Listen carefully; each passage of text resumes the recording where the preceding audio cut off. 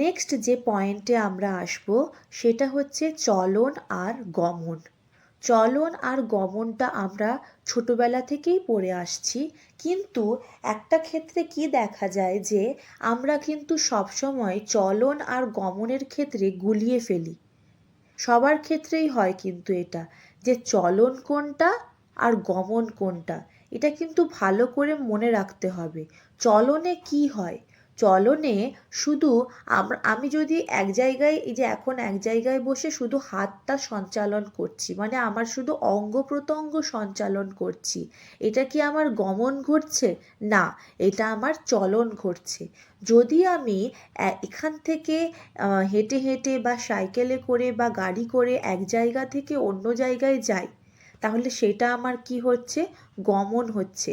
এগুলো ভালো করে মনে রাখতে হবে যে চলন কোনটা আর গমন কোনটা। তো চলনের সংজ্ঞা যদি আমরা দেখতে যাই, চলন কিন্তু সবসময় কি হয়, এক জায়গায় স্থির থাকে। চলন যেটা আছে সেটা এক জায়গায় স্থির থেকে কি হচ্ছে, নিজের অঙ্গ প্রত্যঙ্গকে সঞ্চালন করে, সেটাকেই বলা হচ্ছে চলন। চলন কিন্তু কখনোই এক জায়গা থেকে অন্য জায়গায় যেতে পারবে না। তো চলনকে আবার কয়েক ভাগে ভাগ করা হয়েছে উদ্ভিদের ক্ষেত্রে। এখানে যেহেতু আমরা উদ্ভিদ নিয়েই পড়ছি, তো উদ্ভিদের ক্ষেত্রে চলনকে আবার কয়েক ভাগে ভাগ করা হয়েছে। সেগুলির মধ্যে রয়েছে প্রথমেই ধীর বৃদ্ধিজ চলন। ধীর বৃদ্ধিজ চলন সেটা কি? সেটা হচ্ছে উদ্দীপকের প্রভাবে, বাইরে থেকে যখন কোনো উদ্দীপনা দিচ্ছে, ধরো সূর্যালোক, আলো বা অধিকর্ষ বল বা জল, এগুলো যে বলছিলাম, এগুলো যখন উদ্ভিদকে উদ্দীপনা দিচ্ছে, সে কি হচ্ছে? সে বৃদ্ধি পাচ্ছে। এই জিনিসটাকে বলা হয় ধীর বৃদ্ধিজ চলন। এরপর যেটা আছে সেটা হচ্ছে রসস্ফীতিজনিত চলন। রসস্ফীতিটা কি? রসস্ফীতিটা হচ্ছে একটা পরিণত উদ্ভিদের কোষগহ্বরের ভেতরে, কোষগহ্বর কেমন থাকে, একটা ধরো কোষ, তার কোষগহ্বরের ভেতরে কি হচ্ছে, কোষ রস থাকে। সেই কোষ রসে কি হচ্ছে, একটা অভিস্রবণ চাপটা বৃদ্ধি পাচ্ছে। কেন বৃদ্ধি পাচ্ছে? সে তো প্রতিনিয়ত মাটি থেকে তার জল বা খনিজ লবণ বা এগুলো শোষণ করেই চলেছে।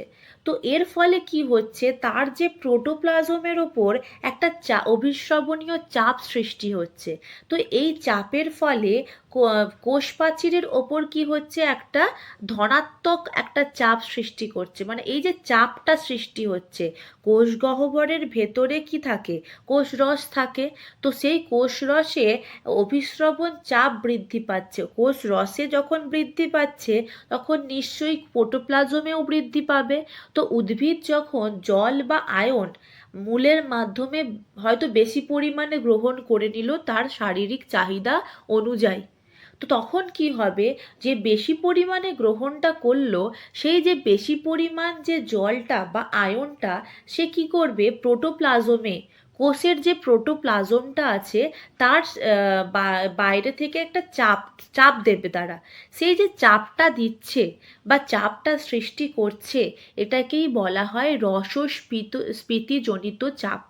তো এই রসস্ফীতিজনিত চাপের প্রভাবে কি হচ্ছে, যখন উদ্ভিদের অঙ্গ প্রত্যঙ্গের একটা চলন ঘটছে, তো যখন চাপটা সৃষ্টি হচ্ছে, তখন কি হচ্ছে, হয় পাতাটা বেশি পরিমাণে বাষ্পমোচন করার জন্য একটু বেশি ছড়িয়ে পড়ছে, বা কাণ্ডটা একটু বেশি শাখা প্রশাখা উত্তোলন করছে। তো এই জিনিসটাকেই বলা হচ্ছে যে রসস্ফীতিজনিত চলন। ঠিক আছে? তো এই জিনিসটাকে বুঝতে পেরেছো? তারপর নেক্সট যে ভাগটা রয়েছে সেটা হচ্ছে রোটেশন। রোটেশনটা কি? রোটেশনটা হচ্ছে উদ্ভিদ কোষের মধ্যে বৃহৎ একটা কোষগহ্বর থাকে। একটা বৃহৎ কোষগহ্বর থাকে। উদ্ভিদ কোষের ভেতরে একটা বৃহৎ কোষগহ্বর থাকে। তার কেন্দ্রে কি থাকে? তার কেন্দ্রে কি হয়, প্রোটোপ্লাজমের যে আবর্তন ঘটে, ওই কোষগহ্বরকে কেন্দ্র করে, ওই কোষগহ্বরকে কেন্দ্র করে যখন প্রোটোপ্লাজমের আবর্তন ঘটে, মানে যেটা কোষগহ্বর, সেই ধরো এটা একটা কোষ, তো এই কোষগহ্বর হচ্ছে এইটা, এই পুরোটা হচ্ছে কোষগহ্বর। তো এটাকে কেন্দ্র করে এই পুরো এটা হচ্ছে পুরো সাইডটা প্রোটোপ্লাজম। তো এই প্রোটোপ্লাজমের পুরো আবর্তন ঘটছে কাকে কেন্দ্র করে? কোষ গহ্বরকে কেন্দ্র করে। ঠিক আছে, একেই বলা হয় রোটেশন। রোটেশন মানে কি? রোটেশন মানেই তো আবর্তন করা। তারপরে যেটা আছে নেক্সট পয়েন্ট, সেটা হচ্ছে সার্কুলেশন।